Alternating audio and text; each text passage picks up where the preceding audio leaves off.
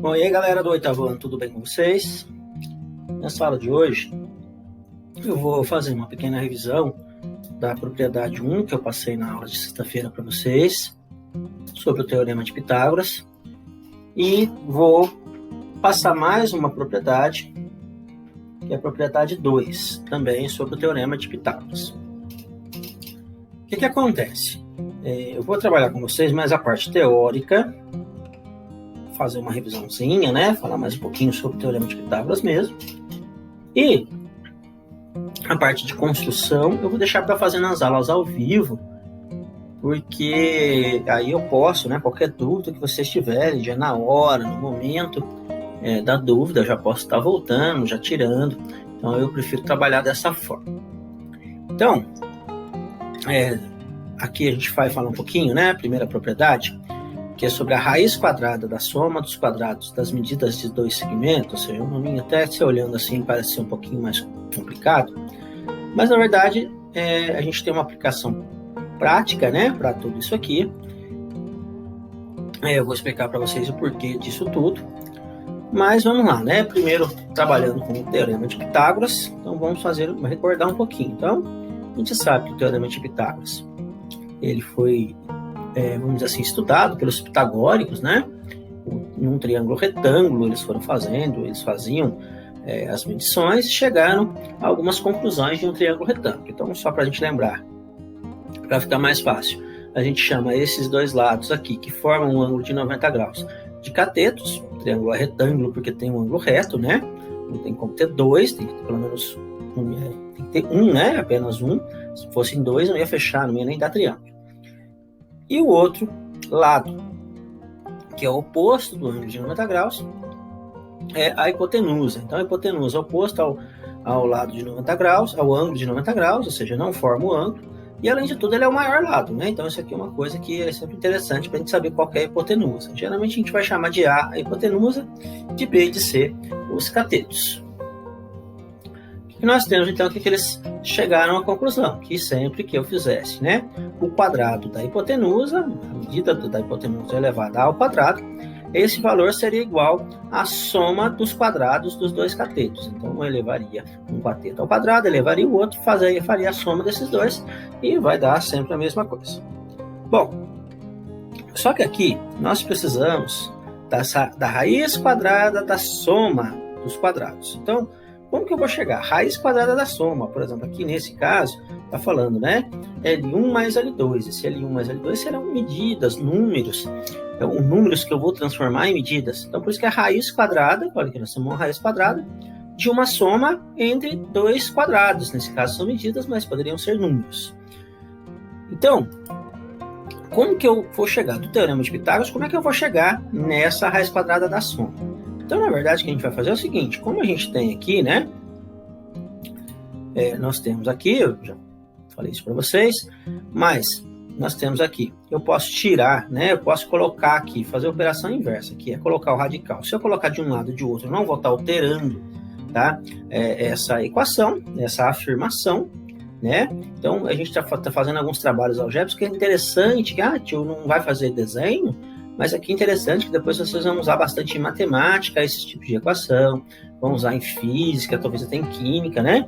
Algumas alterações, algumas coisinhas que eu sei que eu posso fazer, que eu não vou estar alterando a minha equação, a minha afirmação. Então, nesse caso, se eu colocar a raiz dos dois lados, ou seja, o que eu fizer de um lado, eu faço de outro, né?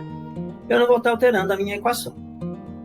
Bom, o que eu tenho aqui é que se aqui é A ao quadrado e é a raiz quadrada de A ao quadrado, a raiz com o radical, eles se anulam. Por quê? Então, por exemplo, se eu tivesse aqui, por exemplo, 2 ao quadrado, raiz quadrada de 2 ao quadrado. Aí eu vou ter que fazer primeiro. 2 ao quadrado é 4, raiz de 4 é 2. Viu que eu voltei na base? 3 ao quadrado aqui, raiz quadrada de 3 ao quadrado. 3 ao quadrado é 9. Se eu tirar a raiz quadrada de 9 é 3. Eu volto novamente nessa base aqui. Então, essa equação eu posso escrever dessa forma. Que A é igual a raiz quadrada de B ao quadrado mais C ao quadrado. Tá vendo que eu tenho a soma de dois quadrados? É o que está pedindo aqui. Mas para que a gente vai usar isso? Como que a gente vai usar isso? Qual que seria uma aplicação prática? É só porque o Adriano quer? É só porque os pitagóricos estudaram? O Pitágoras mandou inventar? Não. Né? Tem uma uma solução, na verdade, uma prática, né, que eu posso usar. Por exemplo, vamos pegar aqui, ó, né, então aqui eu só troquei, né, nesse caso aqui, ó, só está trocando, no lugar da hipotenusa está o x, o L1 no lugar do B, o L2 no lugar do C, aí tanto faz, se a gente mudar L1, nesse caso, tanto faz L1 como L2, eles podem mudar aqui de posição, tá?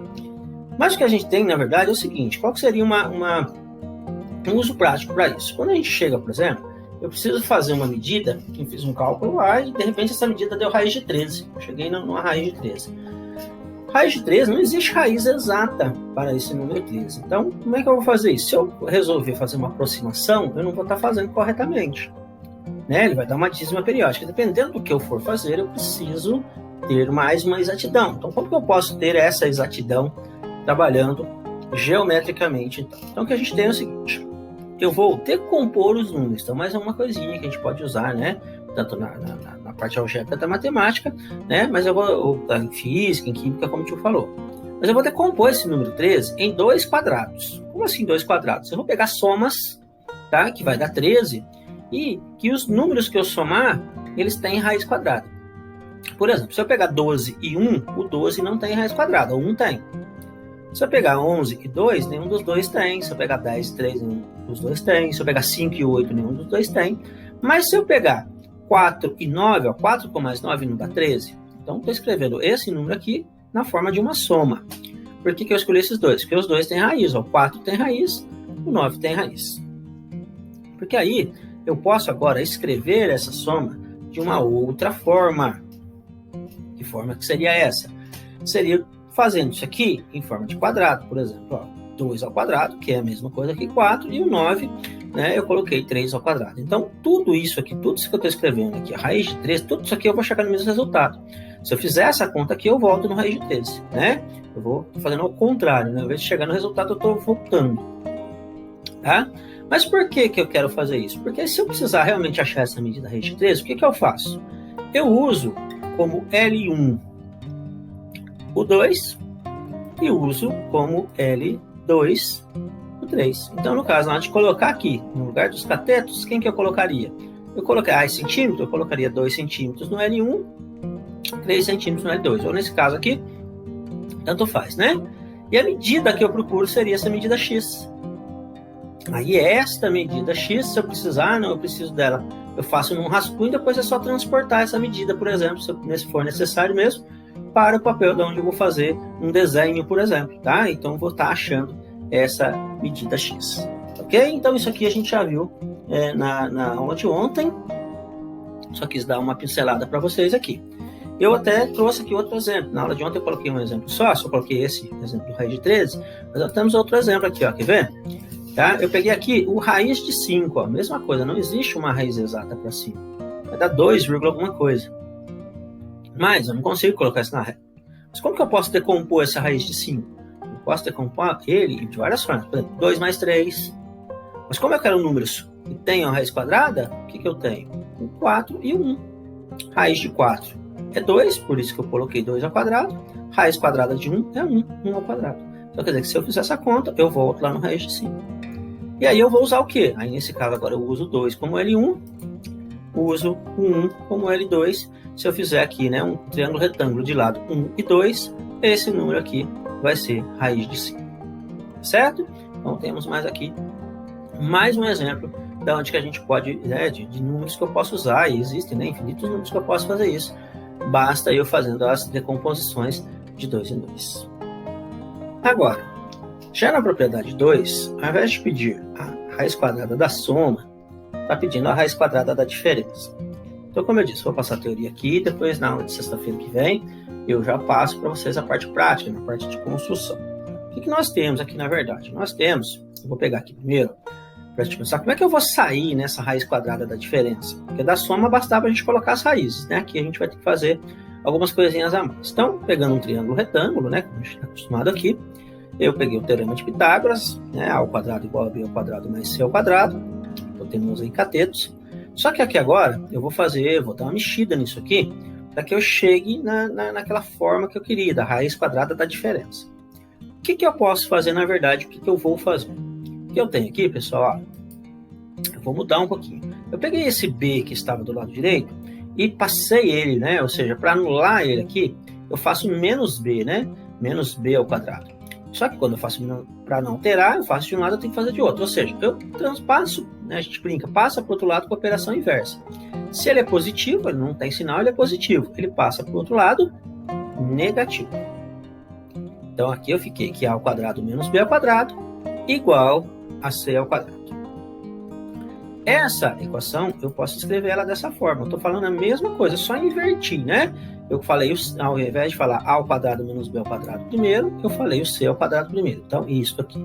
E isso aqui é a mesma coisa, então não alterei nada, só mudei de lado da igualdade. Então, estou mantendo a igualdade. Aquela história. 5 menos 1 é 4, quer dizer que 4 é igual a 5 menos 1. Eu posso dizer da mesma forma. E aí, pessoal, a gente coloca, então, né, o radical, e a gente sabe, quando a gente coloca o radical, né, tem que colocar dos dois lados, mas que nesse caso aqui, vai anular o radical com o quadrado, e aí eu fico que c é igual a raiz quadrada de a ao quadrado menos b ao quadrado, ou seja, o quadrado, a diferença, na verdade, né, de 2 quadrados, a diferença de 2 quadrados. Só que aqui eu fiz isolando o cateto C, que eu posso fazer também, isolando o cateto B, do mesmo jeitinho, que vai alterar, na verdade, ó, ao invés de eu colocar o B para o outro lado, eu coloquei o C, vou fazer a mesma coisa que eu fiz aqui, só que agora com o C, né, ele era positivo, passou negativo, inverti, coloquei o B ao quadrado do outro lado, né, e passei a subtração para o lado direito, faço a parte de colocar os radicais dos dois lados, vai anular agora, quem vai anular é o B, e eu chego, tá? Isso aqui, na verdade, eu só estou trocando de cateto, mas eu estou fazendo a mesma coisa, tá? Então, falar que é cateto B e cateto C, eles não vão fazer diferença se eu colocar o B para baixo ou C para cima, tanto faz, né? Mas, então, eu acho que pode ser dessas duas formas aqui. Então, já chegamos, né, aqui a diferença de 2 quadrados, é a raiz quadrada da diferença de 2 quadrados, aqui é a raiz quadrada da diferença de 2 quadrados. Como que a gente vai trabalhar isso então agora? Então agora vamos lá voltar para o nosso exercício, que está pedindo então o x igual a L1 ao quadrado menos L2 ao quadrado, e esse L1 e L2 seriam as medidas, certo? Bom, essas medidas podem estar, por exemplo, aqui já foi dada a medida, mas, por exemplo, como no exercício que vocês fizeram de tarefa e mesmo pediu as medidas. Então, você tem que fazer as medidinhas aí você mesmo, né? Colocar as suas medidas do lado aí. Bom, o que a gente vai usar? Então, eu vou partir do seguinte. Vou pegar aqui primeiro, eu vou fazer com as duas, né, que eu fiz lá. Vou pegar do C, né? C igual a raiz quadrada de a ao quadrado menos b ao quadrado. O que eu vou pensar, então? Vou pensar no seguinte. Que nesse caso aqui, ó, eu estou colocando no lugar do C o x, então agora o x vai ser um cateto, que é o que está acontecendo aqui, ó. E o L1 e L2, o L1 é uma hipotenusa e o L2 vai ser o outro cateto, tá? Que está no lugar do B, que é o cateto, aqui no lugar do A, que é o cateto. Se eu quiser fazer usando o B, pensando pelo B, vai ser a mesma coisa, ó. A única coisa que vai mudar é que no lugar do B ficou o x, no lugar do C, mas a fórmula também ficou igualzinha, tá? Porque aqui a gente está trabalhando com cateto. O que eu não posso mudar, o que eu não posso trocar de lugar é a hipotenusa. Até porque, se a hipotenusa é o maior lado, né? Então, já fica uma dica, certo? Aqui sempre vai ser o maior lado. Se mandar colocar o menor, não vai dar certo, porque não fecha o triângulo depois. E também não passa aqui, por exemplo. Vamos supor que aqui seja, se o A for 5 e o B for 2, se eu inverter, né? Aí vai ficar um número menor, por exemplo, 2 ao quadrado é 4, vai ficar 4 menos 25, aí não vai dar certo. Vai dar um número negativo e não existe raiz quadrada de número negativo nos números reais, pelo menos, né? Depois vocês vão estudar os números complexos que vai ter essa raiz quadrada, mas não precisa ficar preocupado com isso já não, vocês falam no ensino médio, vocês vão ver. Mas então, pessoal, sempre na hipotenusa o maior número.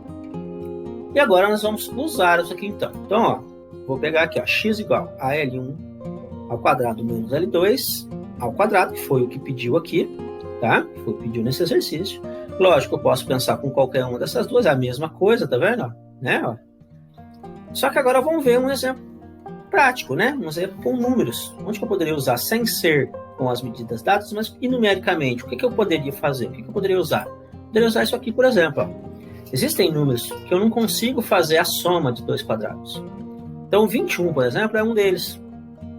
Eu não tenho 2 números quadrados que eu some de 21. Por exemplo, 16 é um número quadrado, mas eu preciso somar 5, que não é número quadrado.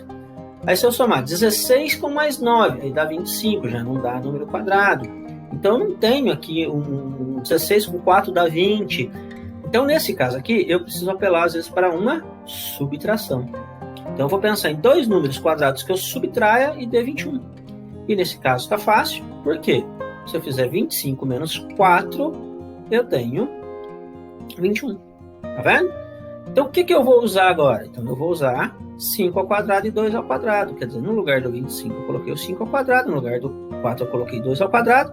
Ou seja, basta eu fazer um triângulo retângulo, onde um cateto vai ser 2, que é esse aqui, e a hipotenusa vai ser 5, e esse valor aqui vai ser a raiz de 21. Certo? Então, note, é lógico, né, que a gente está fazendo isso aqui para a gente não ter que ficar fazendo. Então, tá aqui, ó, no lugar do L1 eu usei o 5, no lugar do L2 eu usei o 2.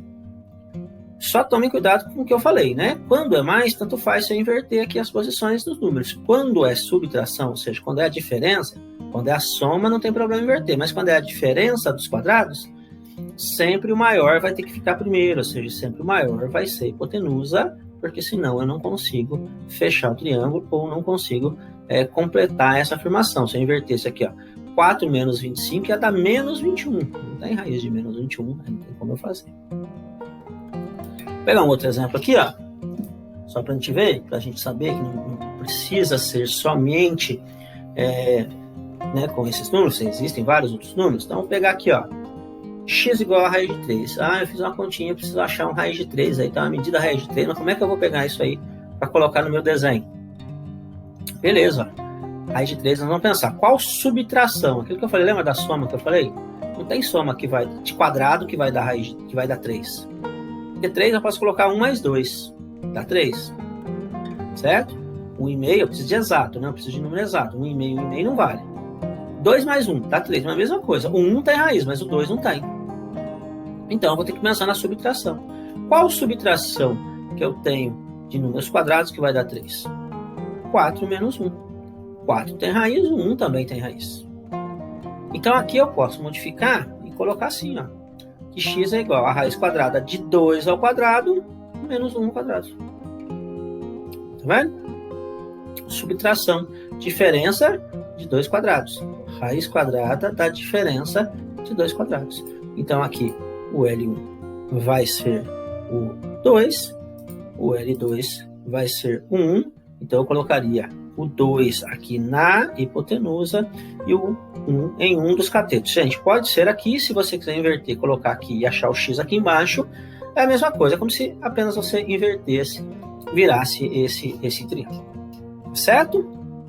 Então, pessoal, como eu disse, né, nessa aula eu me preocupei mais com a parte teórica, tá? Porque, vamos dizer assim, não adiantava eu ficar querendo fazer construções aqui, né? Como eu disse, eu gosto de fazer a construção junto com vocês, porque a gente vai voltando, vai tirando as dúvidas, né, vocês vão perguntando, ou no finalzinho aí dá tempo de eu ficar indo e voltando e refazendo, né? Voltando os slides, não tem problema nenhum. E agora aqui, né, para fazer, lógico, dá para voltar também, mas eu acho que fica um pouquinho mais complicado vocês acharem, chegarem no ponto correto, tá certo? Então aí na aula de sexta-feira a gente vai trabalhar, eu vou corrigir as tarefas que eu passei na aula de ontem, e na aula de sexta-feira eu corrijo então essas tarefas e já vou passar também um exercício, uma atividade, também tarefa, sobre a diferença de 2 quadrados, certo? Então, por hoje é só, pessoal. Tenha um ótimo fim de semana. Fique com Deus. Até sexta-feira que vem. Abração do tio Adriano.